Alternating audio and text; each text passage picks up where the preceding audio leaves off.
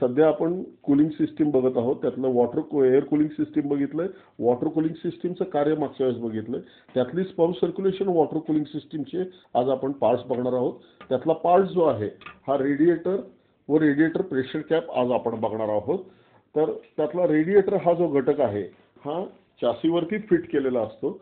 चासीवरती fit केलेला असतो. याच्यामध्ये रेडिएटरचे पार्ट जे आहेत अप्पर टँक, लोअर टँक आणि ह्यांना जोडणारा हा कोअरचा भाग. अप्पर टँक वरती प्रेशर कॅप दिलेली असते. अप्पर टँक व लोअर टँक हे ब्रास म्हणजे पितळपासून तयार केलेले असतात. ह्या ज्या कोअर्सचा जो भाग आहे म्हणजे ट्यूब्स ज्या असतात ह्या झिंक कॅडमियम या धातूपासून केलेल्या असतात. ह्या लोअर टँक आणि अप्पर टँकला सोल्डरिंगद्वारे जोडलेल्या असतात. ह्या रेडिएटरला खालती ड्रेन प्लग दिलेला असतो. ज्यावेळेस रेडिएटरची स्वच्छता करायची आहे, ओव्हरऑलिंग इंजिन करत असताना किंवा रेडिएटर ओव्हरऑल करत असताना या ठिकाणी ड्रेन प्लग काढून आतलं सगळं पाणी काढलं जातं. रेडिएटरचा जो महत्त्वाचा पुढचा घटक जो आहे तो प्रेशर कॅप आहे. आता ह्या रेडिएटरच्या रचनेवरनं आपली जी कोअरची रचना जी आहे या कोअरच्या रचनेवरनं दोन प्रकार पडतात, सेल्युलर कोअर आणि ट्यूबुलर कोअर.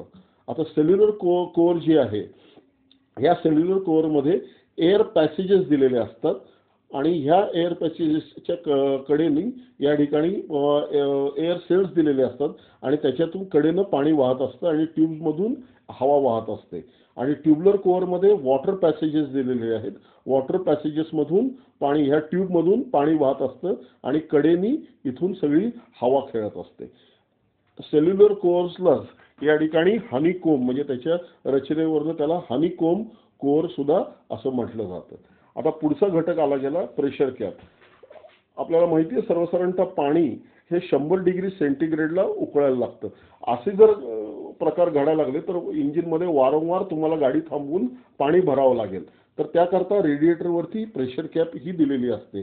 सर्वसाधारणतः प्रेशर कॅपमध्ये 1 पाऊंडाचा जर दाब दिला गेला, रेडिएटरमध्ये जर 1 पाऊंडाचा जर दाब गेला तर सर्वसाधारणतः पाण्याचा उत्कलन बिंदू हा 3 डिग्री सेंटीग्रेडनं वाढला जातो. सर्वसाधारणतः सध्या 15 पाऊंडी प्रेशर कॅप वापरल्या जातात की जेणेकरून त्याचा उत्कलन बिंदू हा 145 डिग्री सेंटीग्रेडला म्हणजे पाणी सर्वसाधारणतः 145 डिग्री सेंटीग्रेडला उकळायला लागतं.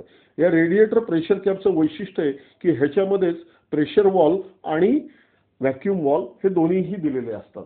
प्रेशर वॉल्वमुळं या ठिकाणी पाण्याचं ज्यावेळेस उकळायला लागतं तर हा प्रेशर वॉल्व उघडला जाऊन पाणी उकळून जर बाहेर पडायला लागलं तर ह्याच्याकरता त्यामुळे काय होतं की हा प्रेशर वॉल्व उघडला जातो आणि पाणी जे आहे हे पाणी इथून ह्या मार्गातून इथं ओव्हरफ्लो टँककडे येतो. मी दुसरी आकृती दाखवतो.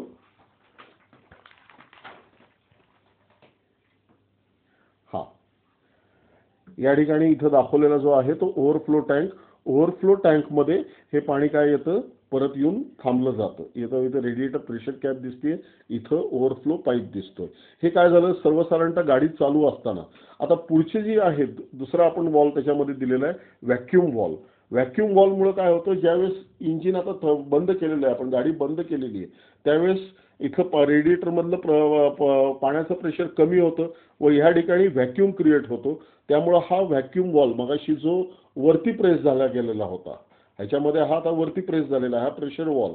तर ह्याच्यामध्ये आता काय होतो हाच वॉल्व खालती येतो. आतमध्ये व्हॅक्यूम झाल्यामुळं हा वॉल्व खालच्या बाजूला खेचला जातो व जे ओव्हरफ्लो टँकमध्ये जे गेलेलं पाणी आहे हे पाणी परत ओव्हरफ्लो पाईपमधून परत ह्या इथं काय येतं रेडिएटरमध्ये येतं किंवा काही त्याच्यामध्ये परत वातावरणातला दाब हा रेडिएटरमध्ये ठेवला जातो. कारण का हा जर ठेवला गेला नाही तर आतल्या ज्या कोअरच्या ट्यूब ज्या आहेत ह्या आकसून खराब होऊन जातील. म्हणून ह्याच्यावरती प्रेशर कॅप ही तेवढीच महत्त्वाची की ज्याच्यामध्ये प्रेशर वॉल्व आणि व्हॅक्यूम वॉल्व हे दोन्हीही दिलेले असतात. तर ह्या पाठामध्ये आपण रेडिएटर प्रेशर कॅप बघितली. पुढच्या पाठामध्ये आपण वॉटर पंपची माहिती घेणार आहोत. धन्यवाद.